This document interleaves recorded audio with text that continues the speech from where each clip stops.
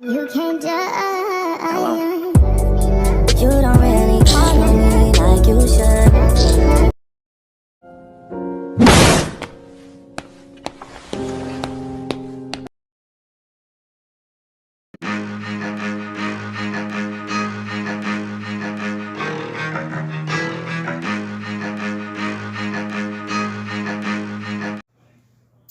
Hey all, how are y'all? It's me, Ellaha. Hey guys, and welcome back or welcome to Elements of Ellaha, where I talk about things that interest me, affect me, or am very passionate about. And in today's video, I am going to be doing a special Growing Up African episode, except this one is a story time about how I started an African and Caribbean Student Association at my school. So without further ado, let's get into the video. So when I first thought of this club was 2 years ago when I first started high school. I said I wanted to create a club called the African and Caribbean Student Association where African kids and Caribbean kids could have a safe space to talk about their issues and stuff relevant to either African culture or their home life at their house. So that was my main reason for creating the club. But obviously, with COVID and everything, we were at home, so there really wasn't much I can do. So the idea was always in my head, but it was pretty much on the back burner.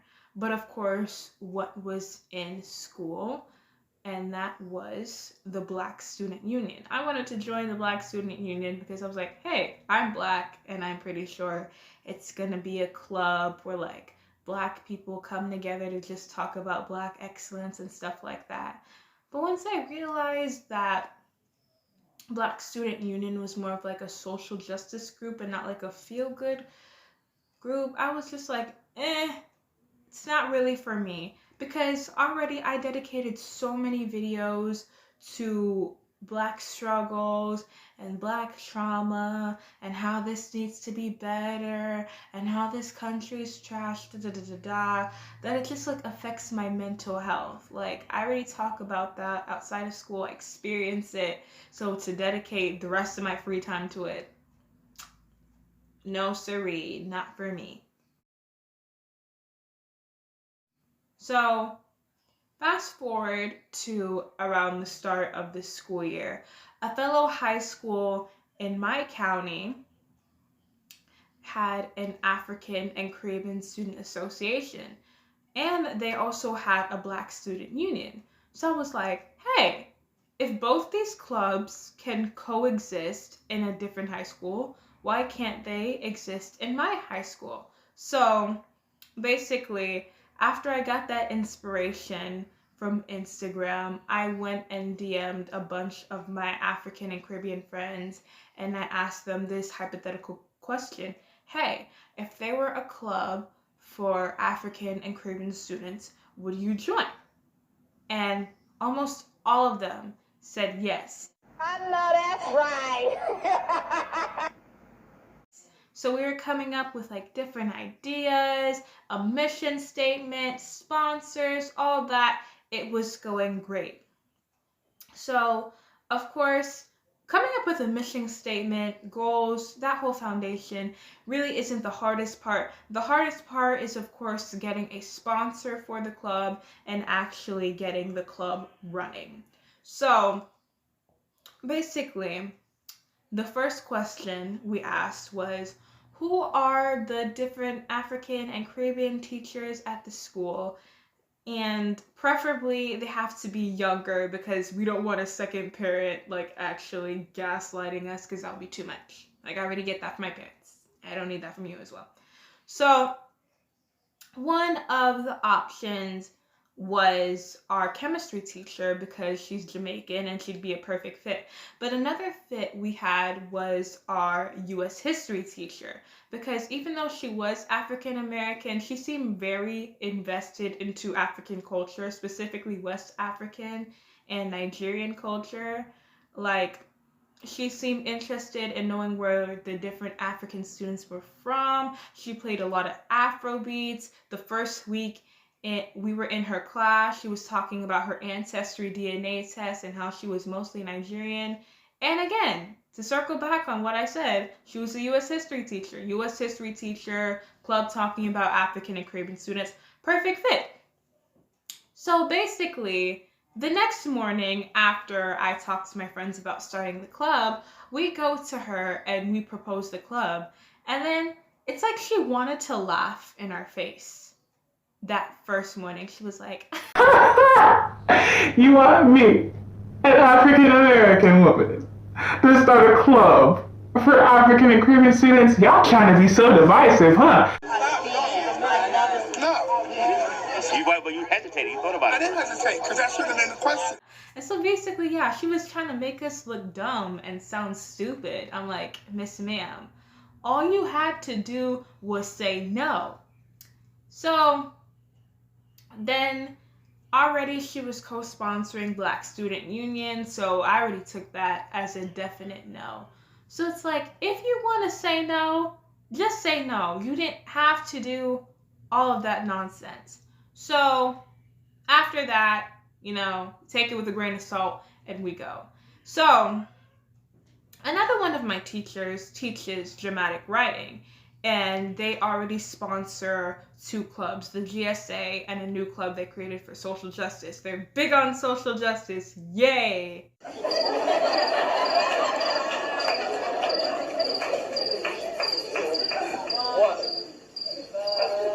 Yay, progressiveness.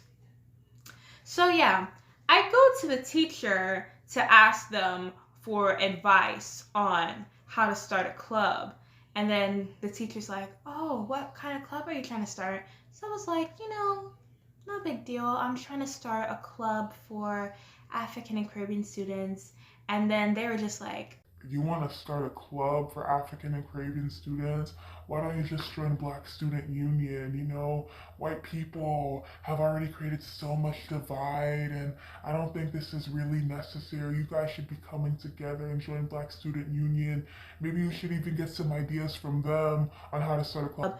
If I wanted ideas from Black Student Union, I would have just joined Black Student Union. So in my head, I was like, thank you for being no help at all. So basically, then we go to my chemistry teacher, me and one of my friends. So we went there, we proposed the idea to her, and she didn't judge us at all. Once she heard that idea, she was like, okay, I'm gonna talk to the athletic director, who's also the club director too, and tell him about the club and try to get it all situated. So yeah, that's what I needed to hear. So basically, after my teacher emails this man, he doesn't get back to her for weeks. So me and my friends, on the other hand, we take matters into our own hands and go to the front office and try and ask them how we start a club and how to get it registered in the school, all those relevant questions. So we go to the front office lady again, and it's me and 4 other my African friends that we go there. And so we talk about the club, me in particular, because they were scared. So I'm like, we want to start an African and Caribbean Student Association at the school. And why don't you just join Black Student Union? Black Student Union. I'm like, we would have. But again, we thought it was a feel-good club, and it's not, So we just wanted to start a feel-good club. Then she was like, oh, you have to go talk to the athletic director. And maybe you guys can register the club for next semester. You guys made the deadline. Lies, and more lies, and lies on top of lies. Because that was not true. So, basically,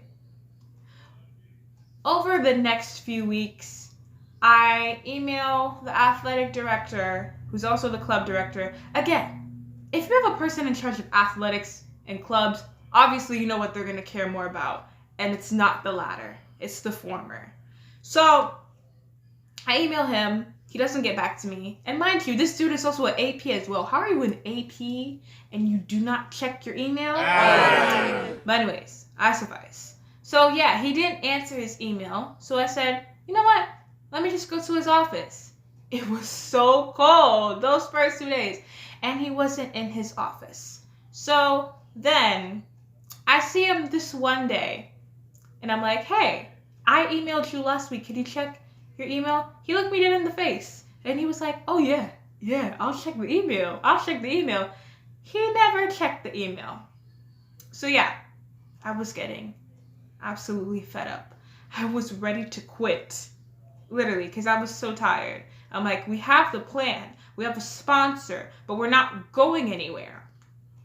So basically, a week passes after I sent the email. And so I go to that same teacher. And of course, I had to speak in code language, so I wasn't talking about the African Caribbean Student Association again. And I was like, I sent this email, but he never replied to me. And so the teacher was like, how about you email the principal? And I did. And then after I emailed the principal, guess who decides to email me back? Not 1 day, not 2 days, not even a week. 3 weeks later, that same man. Whoa! Can I get another whoa? Whoa! Give me another one. Whoa! Call the ambulance. Whoa! But anyways, by November, we were down to business. And yeah, that's pretty much how we started the club. We have had 3 meetings so far, and I can't wait for more of our plans to be executed. But yeah, all the lies and all the negativity was just crazy. They acted like, you know, ACSA and BSU can't coexist at the same time. They can. Also, one thing I would like to add is the first teachers I went to for advice were some of my favorite teachers I've ever had in high school. So for them to just like discourage me like that, it really hurt. Like, I can move past it, but of course the hurt will still be there. I can't forgive them for that. You know, I can just put it in the back of my mind and move on. But yeah, the main moral of the story is, again, if you have a passion for something, do it and then tell people about it, because a lot of the time they're going to try and discourage you.